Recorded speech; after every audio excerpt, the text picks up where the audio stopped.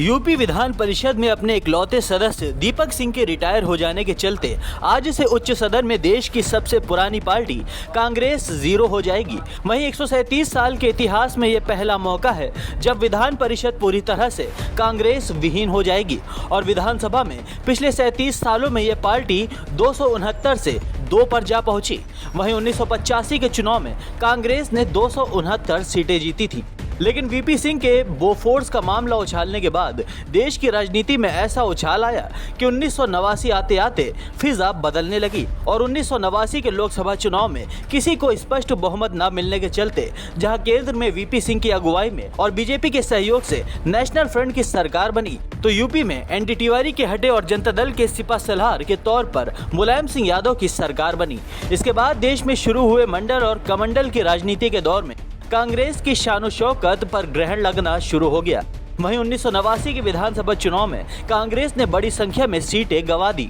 तब भी 94 सीटों पर उसे जीत हासिल हुई थी। लेकिन 1993 के चुनाव में तो उसे सिर्फ 28 सीटें ही मिली थी और 1996 में कांग्रेस को 33 सीटों पर संतोष करना पड़ा और 135 साल के इतिहास में पहली बार आज कांग्रेस विहीन हो जाएगी। लेकिन यूपी विधान परिषद में कमीशन की सिफारिशें लागू किए जाने पर और उसी दौर में बीजेपी द्वारा राम मंदिर आंदोलन तेज किए जाने के बाद यूपी की राजनीति में जहां एक और भाजपा का उदय हुआ, वहीं जातीय ध्रुवीकरण के बलबूते पहले जनता दल, फिर समाजवादी पार्टी और बसपा खूब फली फूली। लेकिन 90 के दशक की शुरुआत में राम रथ पर सवार भाजपा ने मध्यावधि चुनाव के बाद सत्ता हासिल की, लेकिन बाबरी विध्वंस के चलते 18 महीने बाद ही तत्कालीन मुख्यमंत्री कल्याण सिंह को इस्तीफा देना पड़ा। वहीं कल्याण सिंह के हटने के बाद नई समाजवादी पार्टी बनाने वाले मुलायम सिंह यादव ने तब बसपा के गठबंधन से सरकार बनाई, लेकिन कुछ समय बाद मायावती ने भी अपना समर्थन वापस लेकर उनकी सरकार गिरा दी।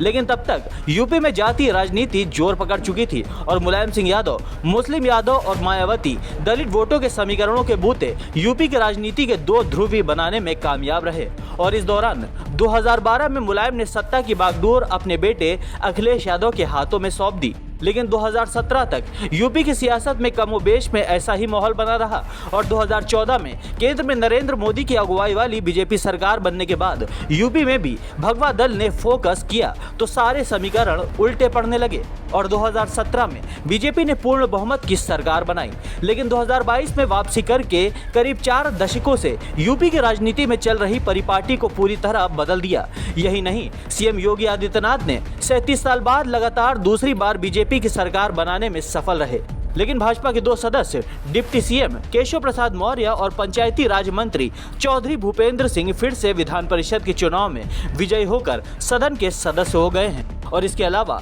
सपा के जगजीवन प्रसाद, बलराम यादव, डॉक्टर कमलेश कुमार पाठक, रणविजय सिंह, राम सुंदर दास निषाद और शत्रुद्र प्रकाश का कार्यकाल बुधवार को खत्म हो रहा है। और इनके अलावा बसपा के अंतर सिंह राव, सुरेश कुमार कश्यप और दिनेश चंद्रा भी रिटायर हो रहे हैं और कांग्रेस के दीपक सिंह भी कल से विधान परिषद के सदस्य नहीं है। संपादक मोहम्मद ताहिर की रिपोर्ट।